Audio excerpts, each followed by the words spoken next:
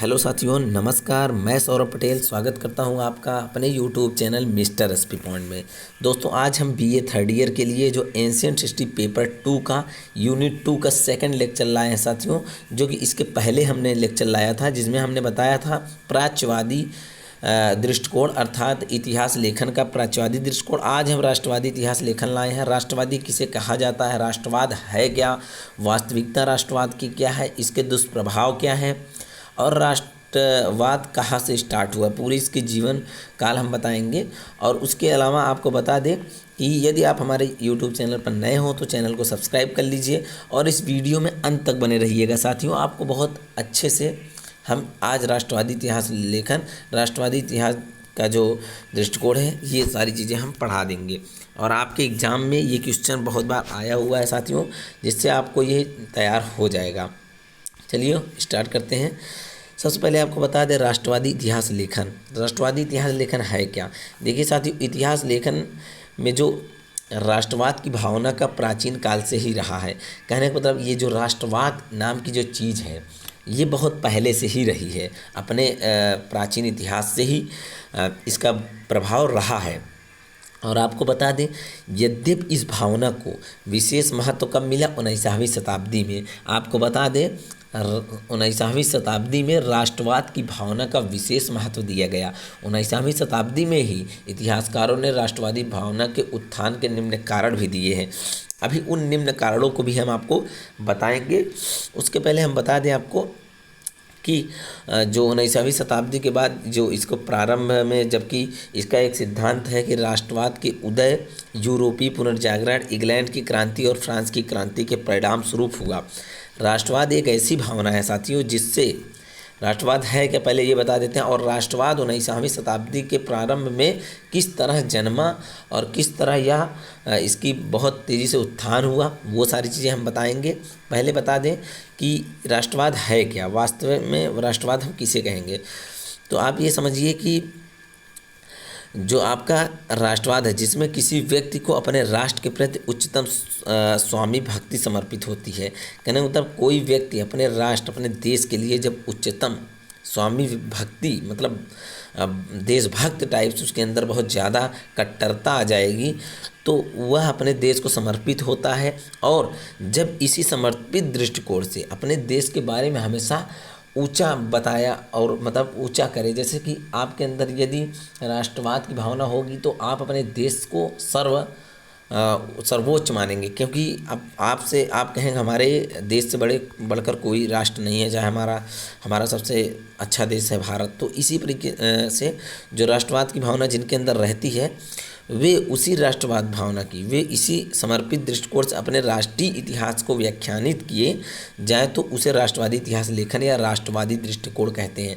कहने का मतलब यदि आप राष्ट्रवादी हैं और आप कोई लेखक हैं और कोई इतिहास लिख रहे हैं, तो उसी समर्पित भाव से अपने इतिहास को लिखेंगे और अपने उसी दृष्टिकोण से इतिहास को व्याख्यानित करेंगे, और उसी को हम लोग कहते हैं राष्ट्रवादी इतिहास लेखन या राष्ट्रवादी दृष्टिकोण। आपको बताया साथियों, बहुत सारे इतिहासकार ऐसे रहे हैं जो विदेशी रहे हों और इंडिया के बारे में बहुत सारे दुष्प्रभाव बताए हों, और बहुत सारे असंगत हैं जो कि अच्छा नहीं है, वो अपने इतिहास को अच्छा बता करके अच्छा लिखे हैं। ऐसे ही बहुत सारे इंडियन जो इतिहासकार भी हैं, वो भी अपने देश को बेहतर बताने का प्रयास किए हैं इतिहास में। इसी को हम लोग कहते हैं राष्ट्रवादी इतिहास लेखन या राष्ट्रवादी दृष्टिकोण। और इसी को लेकर के आगे चलकर इसी भावना के फलस्वरूप विश्व में अनेक राष्ट्रों के मध्य भयानक संघर्ष देखे जाते हैं। कालांतर में जब ये सत्यवादिता आ गई तो इसे उग्रवाद भी कहा गया है। आगे चल कर के इसे उग्रवाद क्यों कहा गया है? क्योंकि ये उभरा राष्ट्रवाद का रूप धारण कर लिया था, जिससे जर्मनी में नाजीवाद और आपका इटली में फांसीवाद की भी प्रत्यक्ष आपको उदाहरण मिलेंगे। क्योंकि जर्मनी और जो इटली है, इसमें जो युद्ध हुए नाजीवाद तथा फांसीवाद, ये बहुत भयावह थे। और आगे चलकर हम विस्तृत तरीके से चीज़ों को हम बताएंगे आपको। और आपको हम बताते चले कि राष्ट्रवादी इतिहास लेखन में इतिहासकारों ने अपने अपने राष्ट्रों की प्रशंसा की और गुणगान किया है, और अपने राष्ट्रीय स्वरूप को बढ़ा चढ़ाकर महिमा मंडित किया है और इस प्रयास को जिससे अन्य राष्ट्रों को नीचा दिखाने का प्रयास किया है, जो कि ये इतिहास लेखन जो है राष्ट्रवादी दृष्टिकोण है और इसी को इतिहास लेखन का राष्ट्रवादी दृष्टिकोण कहते हैं, राष्ट्रवादी दृष्टिकोण, ये ध्यान दीजिए। और भारत के संदर्भ में राष्ट्रवादी इतिहास लेखन प्रादुर्भाव रहा है। औपनिवेशिक एवं साम्राज्यवादी इतिहास लेखन की प्रक्रिया के फलस्वरूप हुआ, जहां एक ओर यूरोपियों ने और अपने साम्राज्यवादियों एवं उपनिवेशवादियों की प्रवृत्ति औचित्य प्रदान करने के लिए और अपने सत्ता की सुदृढ़ता एवं एकता प्रदान करने के लिए जबरदस्ती, आपको बता दें जबरदस्ती एक परहितवादिता के रूप में यूरोपीय सभ्यता संस्कृति एवं उसकी उपलब्धियों को प्रचारित किया। वहीं दूसरी ओर भारतीय सभ्यता में संस्कृति को नीचा दिखाने का प्रयास किया। हमने पहले ही बता दिया कि दूसरी संस्कृति को, दूसरी सभ्यता को उन्होंने नीचा दिखाने का प्रयास किया और अपनी सभ्यता को हमेशा उच्च बताने का प्रयास किया। और साथ ही साथ जिसमें भारतीय राष्ट्रीय आंदोलन की गति को धीमा या समाप्त किया जा सके, जिससे भारतीय राष्ट्रीय जो आंदोलन था उसको धीमा भी किया जा सके, इनका उद्देश्य था, और उसे समाप्त भी किया जा सके और भारतीय एकता, अखंडता और उसकी संगठनात्मक प्रवृत्ति छिन्न भिन्न किया जा सके। ऐसे दृष्टिकोण से इतिहास लेखन कुछ राष्ट्रवादी इतिहास लेखन हुआ है। और किंतु भारतीय विद्वानों एवं इतिहासकारों जैसे के.पी. जायसवाल, पंडित जवाहरलाल नेहरू, डी.सी. सरकार, आर.जी. मजूमदार, आर.डी. भंडारकर और आर.सी. मजूमदार, जो दादा भाई नौरोजी और सैयद अहमद खां आदि अंग्रेजों की प्रवृत्ति तथा विरोधी किया। कहने मतलब भारतीय सभ्यता की संस्कृति को उद्घाटित करने में बीड़ा उठाया। बहुत सारे विद्वानों ने, जिन विद्वानों का नाम लिया, इन्होंने ही भारतीय संस्कृति को उद्घाटित करने के लिए, ऊंचा दिखाने का बीड़ा उठाया और जिससे अपने देश की एकता अखंडता को सुनिश्चित किया जा सके। साथ ही इस कार्य में भारतीयों के साथ साथ कुछ अंग्रेजों विद्वानों ने भी भारत की सहायता मिली है, जैसे sir William Jones, Charles Wilkins है, मैक्स मूलर है, जेम्स प्रिंसेस है 1837 और अलेक्जेंडर आदि। तो इस प्रकार से ये कुछ अंग्रेज विद्वान थे जो भारतीय लेखकों के, भारतीय इतिहासकारों के साथ दिए। और 18वीं सदी के अंतिम समय में भारतीय इतिहास लेखन की परंपरा जो थी महत्वपूर्ण विकास कहाँ से हुआ? 1784 में बंगाल एशियाटिक सोसाइटी की स्थापना के साथ हुआ। इस संस्था से जुड़े व्यक्तियों ने विलियम जोन्स और विलियम किंस जो थे, साथ ही साथ राजेंद्र लाल मिश्र आदि ने भारत की प्राचीन संस्कृति को लेकर महत्वपूर्ण खोज की और उसमें उपलब्धियां भी प्राप्त की, जिससे भारतीय इतिहास लेखन का परंपरा को आगे बढ़ा सके और भारतीय जो गौरव है उसे दिखा सके। भारत के जो मान है, सम्मान है, प्राचीन से लेकर के जो भारत की संस्कृति है उसको बाहर दिखा सके। और इस प्रकार एक अन्य संस्था Indian society of oriental art की स्थापना में योगदान मिला और इससे जुड़े व्यक्तियों में कुमार स्वामी, रविन्द्रनाथ टैगोर, नंदलाल बोस आदि।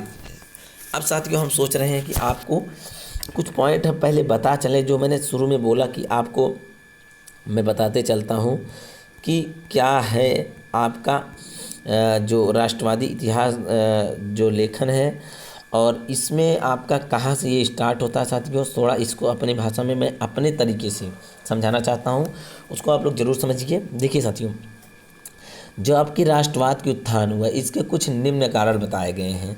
राष्ट्रवादी भावना के उत्थान के बहुत निम्न कारण है और इसके दुष्प्रभाव कहाँ कहाँ पड़े हैं वो भी मैं बता देता हूँ। उसके आगे मैं चलता हूँ क्योंकि आप सभी को इसको समझना बहुत ज़रूरी है।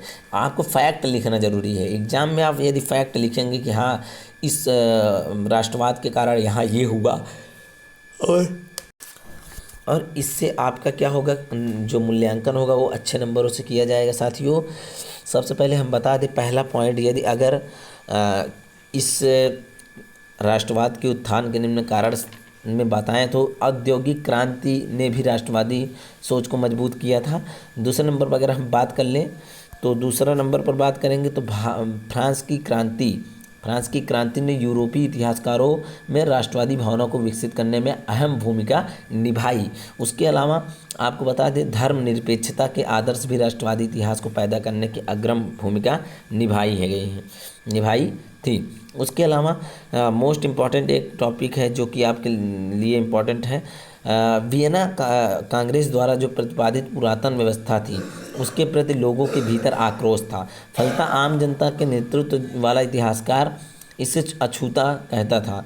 और उसके अलावा इसी से अतः राष्ट्रवादी दृष्टिकोण का भी उदय हुआ इतिहासकारों में। और कुछ मध्य युग के बाद ही कृषि व्यवसाय, उद्योग विकास की पूंजीपति और जो वर्ग था उसमें जो वर्ग के लोग थे उसमें उत्पीड़न, राष्ट्रों में एकता, स्वतंत्रता की मांग बढ़ने लगी। इस मांग से उग्र करने के लिए इतिहासकारों ने राष्ट्रवाद का नारा दिया और यहीं से राष्ट्रवाद की जो भावना है वो उत्थान होता है राष्ट्रवाद की भावना का। और इस भावना के आधार पर कई राष्ट्रों में परस्पर युद्ध भी हुए हैं। जैसे कि अतीत से लेकर आज तक राष्ट्रवाद की भावना ने इतिहास में बहुत प्रभावित किया है। और प्रारंभ में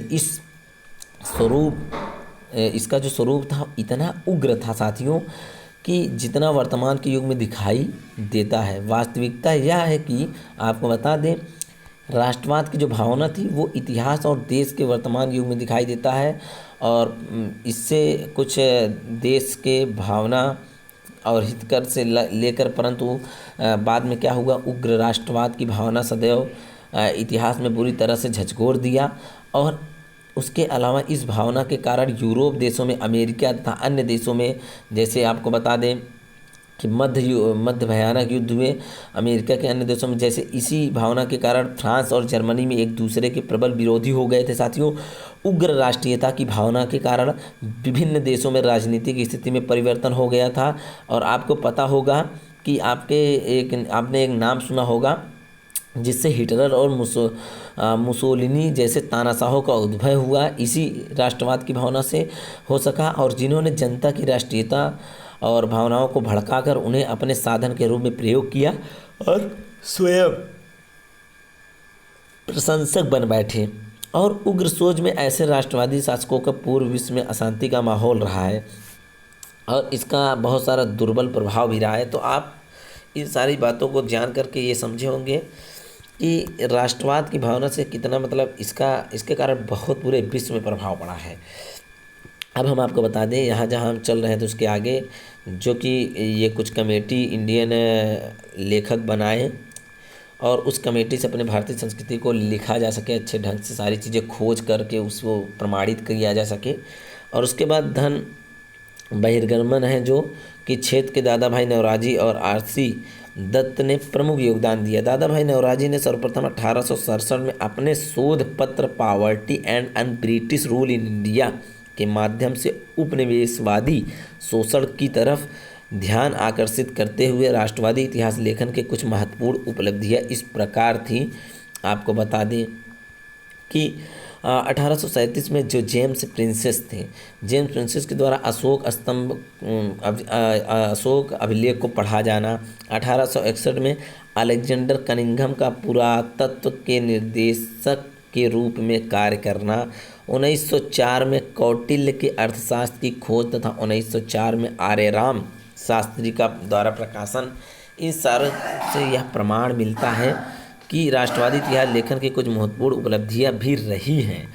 उसके अलावा 1924 में केपी जायसवाल की पुस्तक हिंदू पॉलिटी का प्रकाशन आदि, इन सारे निष्कर्षों से निकलता है कि हाँ, राष्ट्रवादी इतिहास लेखन में ये बहुत महत्वपूर्ण भूमिका थी। इन इतिहासकारों ने विभिन्न साक्ष्यों का अवलोकन करके यह निष्कर्ष निकाला कि भारत में प्राचीन काल में एक समोन्नत एवं सुव्यवस्थित शासन व्यवस्था प्रचलित थी और यहीं से प्रमाणित हो जाता है, जिसकी पुष्टि सैंधव सभ्यता की नगर नियोजन प्रणाली, कालीन स्थापत्य और चोलकालीन स्थानीय स्वशासन, बौद्धकालीन गणराज्य आदि से होती है। अर्थशास्त्र के उल्लेखनीय मंत्रिपरिषद की तुलना ब्रिटेन की पूर्वी काउंसिल से भी की गई है तथा राजस्व की तुलना में ब्रिटिश के जो संविधानिक राजतंत्र से की गई है। राष्ट्रवादी जो इतिहास लेखन है, राष्ट्रवादी लेखन को बढ़ावा देने में राजा राम मोहन राय, दयानंद सरस्वती, स्वामी विवेकानंद, गोविंद रानडे आदि लोगों ने भी अपने लेखन के माध्यम से उल्लेखनीय योगदान दिया है। और इससे पता चलता है कि इंडिया के लोग भी राष्ट्रवादी इतिहास लेखन को बहुत बढ़ावा दिए और अंततः क्या हुआ कि दयानंद सरस्वती ने भारतीय इतिहास में सबसे पहले स्वदेशी शब्द का प्रयोग किया था, जो कि वे पहले व्यक्ति थे जिन्होंने यह कहा कि भारत भारतीयों के लिए है। आपके एग्जाम में ऑब्जेक्टिव क्वेश्चन के रूप में आ सकता है भारत भारतीयों के लिए है, यह कथन किसका है। और उसके अलावा यह भी आ सकता है कि स्वदेशी शब्द का प्रयोग सर्वप्रथम किस इतिहासकार ने किया है या किस विद्वान ने किया है। इसको आप बताएंगे कि इसको किसने किया है, दयानंद सरस्वती ने। दयानंद सरस्वती ने यह कथन कहा है कि भारत भारतीयों के लिए, और उन्होंने सबसे पहले स्वदेशी शब्द का प्रयोग किया था। उसके अलावा साथियों अब हम अंत की ओर चल रहे हैं वीडियो के। थोड़ा सा और है, और आपसे पहले ही मैंने बताया कि आज यदि आप हमारे चैनल पर नए हो साथियों तो चैनल को सब्सक्राइब कर लीजिए, और इसी वीडियो के डिस्क्रिप्शन में आपको चैनल के लिंक मिल जाएगी हमारे टेलीग्राम चैनल की, जिससे आप टेलीग्राम चैनल ज्वाइन कर लीजिए। और वहाँ पर इस जो पीडीएफ को आप पढ़ रहे हैं वहाँ पर ये पीडीएफ आपको मिल जाएगा।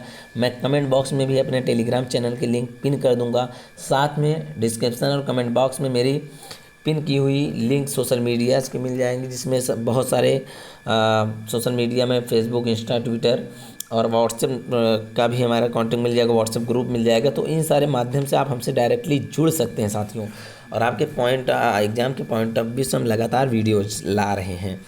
चलिए आगे देखिए। तथा वेदों की ओर लौटो का नारा भी दिया। इसी संदर्भ में स्वामी विवेकानंद का कथन उल्लेखनीय है। अब देखिए, वेदों की ओर चलो लौटो नारा भी उन्होंने दिया, दयानंद सरस्वती ने। वेदों की ओर लौटो नारा किसने दिया, दयानंद सरस्वती ने। इसी संदर्भ में स्वामी विवेकानंद का कथन उल्लेखनीय है। एक बार भारत को पुनः विश्व विजय की पश्चिमी की ओर आध्यात्मिक विजय करनी है। ये किसका कथन है, आपके इसी संदर्भ स्वामी विवेकानंद का कथन है ये। और उसके अलावा आगे चल कर के साथियों राष्ट्रवादी इतिहास लेखन में हिंदी साहित्य का भी महत्वपूर्ण योगदान रहा है। आधुनिक हिंदी साहित्य के जनक भारतेंदु हरिश्चंद्र माने जाते हैं, और इन्होंने भारत दुर्दशा नामक एक लेख लिखे, जिससे भारत दुर्दशा के माध्यम से राष्ट्रीयता की प्रवृत्ति को बढ़ावा दिया जा सके। और इससे अनेक व्यक्तियों में मिलकर राष्ट्रीय इतिहास लेखन को विकसित किया तथा भारतीयों को राष्ट्रीय एकता के सूत्र में बांधने का भी प्रयास किया। साथियों उल्लेखनीय यह भी है कि आपकी अन्य दृष्टिकोण के समान राष्ट्रवादी इतिहास लेखन भी कुछ सीमाएं हैं, फिर भी इसके महत्व को नकारा नहीं जा सकता। इसका सर्वाधिक महत्व था कि भारतीय राष्ट्रीय आंदोलन को एक वैचारिक आधार प्रदान किया जा सके, जिससे कि भारतीयों को भारतीय होने का एहसास दिलाया जा सके, जिसमें भारतीयों को भारतीय होने का एहसास दिलाया। और इस संदर्भ में इन सारे लेखों के संबंध में ध्यान रखना आवश्यक है कि लेखक का जो लेखन प्रयोग है वो सकारात्मक अर्थ में किया जाना चाहिए। अतिवादिता नहीं होनी चाहिए, अतिवादिता जो है नहीं आनी चाहिए, अन्यथा इसके दुष्परिणाम को भी नाजीवाद और फांसीवाद जैसी उदाहरण देखे जा सकते हैं। क्योंकि साथियों आपको पता है, यदि कोई इतिहासकार इतिहास लिख रहा है तो उसकी जो भावना है वो भावना सकारात्मक अर्थ में होनी चाहिए। यदि वो अपने देश को ज़्यादा बताए, बढ़ा चढ़ाकर दूसरे देशों को नकारात्मक बताए, तो ये उचित नहीं है, और इसे ही अतिवादिता कहते हैं। और ऐसे इतिहास लेखन से बहुत सारे दुष्परिणाम भी देखने को मिलते हैं, जैसे कि आप नाजीवाद और फांसीवाद जैसी घटना को जानते हैं। जर्मनी में नाजीवाद और इटली में फांसीवाद। और इसके अलावा जो विश्व शांति और वसुधैव कुटुंबकम को भावना को घातक सिद्ध हो सकता है। कहने का मतलब इस प्रकार का इतिहास लेखन बिल्कुल भी सही नहीं है। तो आज हम लोगों ने पढ़ा राष्ट्रवादी इतिहास लेखन, राष्ट्रवादी इतिहास क्या है, राष्ट्रवादी दृष्टिकोण क्या है। अब इसके नेक्स्ट वीडियो में हम लाने वाले हैं कार्ल मार्क्स यूनिट 3 का मोस्ट इम्पॉर्टेंट क्वेश्चन है, जो कि कार्ल मार्क्स का जो दृष्टिकोण था, कार्ल मार्क्स के जो विचार हैं, कार्ल मार्क्स का जो सिद्धांत है, कार्ल मार्क्स की जो फैक्ट्स हैं, सारे पॉइंट हम लाएंगे कार्ल मार्क्स में बहुत बेहतरीन तरीके से। इनकी जो लिखी गई कुछ कथाएँ, कुछ कहने का मतलब लेख हैं, वो भी हम बताएंगे।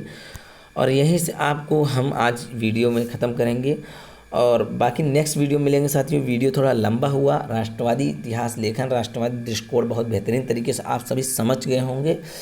और आप लोग यदि अभी भी चैनल को सब्सक्राइब नहीं किए हैं तो साथियों चैनल को सब्सक्राइब कर लीजिए और मिलेंगे नेक्स्ट वीडियो में आप लोगों को। आज के लिए बस इतना ही साथियों, धन्यवाद।